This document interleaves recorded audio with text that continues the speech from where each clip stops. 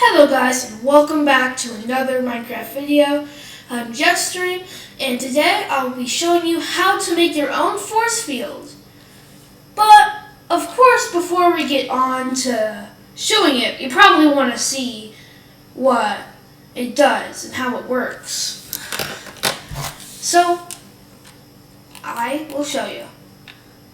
If I just walk all the way around over here, in this kingdom world, just by the way, I'm going to be doing a whole bunch of videos in this kingdom world, including battles eventually. But first, you're going to want to see, maybe how to make your own nuke or a laser. And to see all of that from my coming videos, make sure to subscribe and hit that notification bell to be reminded when any of my videos come out. And with that, let's continue on. ForceField.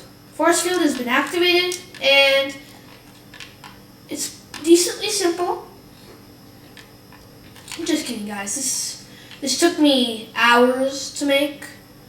If you didn't know, the redstone behind this thing is pretty huge, and you have to be pretty precise. Also, writing all the coordinates. It's a long process. ForceField is on cooldown, so if I go try to push this button, absolutely nothing is going to happen. And then if I wait just about like 13 seconds, it should say, yep, ForceField is ready, and I can push the button again, and bam, it's back. Didn't want to make it too overpowered. So if I go over here, I will explain how this thing works. So just take a minute to process all this. I'm probably going to need a potion of night vision. Also, this has to be done in creative mode, so there's how it works. If I go up to the top of this, first what I do is I have a piston and a button connected, that when this block moves, it pushes it onto this observer. This observer picks it up, transfers it down into here, and activates this redstone signal, which starts this clock. Now, this looks like a lot and it's very hard. Doesn't get complicated until this part. You don't need to worry about that right now. Just focus on this clock, and while that activates, at the same time, this observer right here picks up something that uses this pulse extender. I'll tell you what that does in a minute. Also, this is the first two command blocks that you're going to need. One says, one right here fills something with air. Wait, why do I... Oh, yeah. So what this does right here is for the cooldown mechanism, I've completely forgot. When you activate it, it'll remove the block from this, and the piston pulls it back, and there's no block. It'll be replaced later, but let's not go into that. And then this just says ForceField has been activated. So now if I grab some redstone and put it on top of these guys, that's just a sideways thing.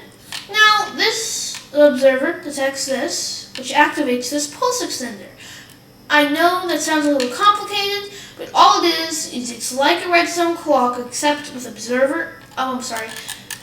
comparators. And what it does, it just extends a pulse.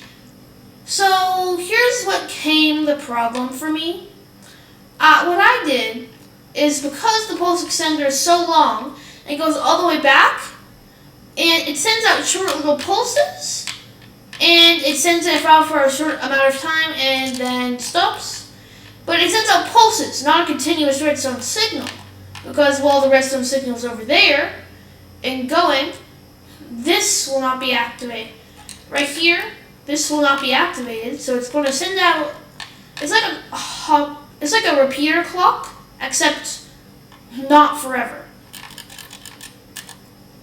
What I have to do is I have to attach this to this, but that's not going to keep activating the thing right here, which fills in the barrier. What the barrier is, it has to be activated constantly, or else if someone breaks it, and it takes a while for the thing to get all the way back around, then it won't be that effective because someone can break in, go inside, and then it'll close. We want it so it happens so constantly they can't break it possibly fast enough. So what this does, it sends it out, and it keeps it. What I have is this is not a sticking piston right here. So it just pushes it out. And what I did is connect it to the hopper clock. Because it takes a while to stop, I connected it up to this part of the hopper clock. When the hopper clock reaches, I kept saying hopper. Repeater clock reaches up to here, goes all the way back. It'll send our redstone signals here and over there, continuing the clock. Make sure to add your repeaters to make sure it doesn't connect to any of the redstone. Also to make sure it's not too long of a redstone signal. And I wired it up to this right here. And it pushes it back. A small little problem that I ran into with that is its last pulse happens after this thing pushes. So this thing will push again, and then it won't stop. So what I did is I made it so this is a little pulse extender, like a baby version, that keeps activating it. So no matter what, this is going to be longer and it's going to be activated. So that this constantly happens until that stops. So I go over here. How this works is just at the end of this, I take the same coordinates for the command I did over here, the fill command.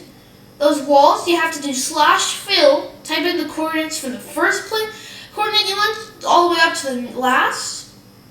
You fill it up, and then you make it filled up with whatever block you want, which is the last one, glass. You take those same coordinates and put it over in here, those command blocks, which then, instead of filling it with glass, they fill it with air to make it just disappear. And so that is the basic thing. Now for the cooldown, because I wanted the cooldown can't be too OP, it's a lot longer of a process, because then what I have is when this thing reaches the very end, that means their force field is deactivated. And because already over here at the very start, I took away the block that makes the observer activated, it goes over here, along redstone line, coming to this place. This command block says the force field is cooldown. By the way, what you have to do for this is just /title, idle players. That means all the players can see it.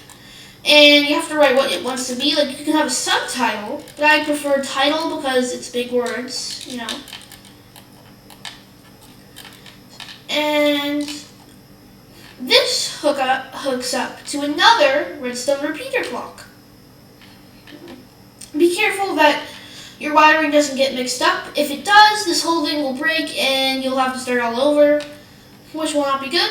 Just hooks up to there. When it's all the way done, it replaces that set block that activates it, puts the sandstone back, and says /title title force field is ready. So as you can see, this was a very long process. If you wanted to figure this out yourself, the hardest part would be over here, because keeping the force field active was 100% the very hardest part of all of this process. There you go, guys. I hope you enjoyed this small video. And if you did, make sure to hit that like button, hit that subscribe button. Don't forget about the little notification bell too. And just to make sure you never miss a video, like, we're still building this kingdom. You want to see a nuke? Like, I'm all sure you will love to see a nuke. And what about a laser?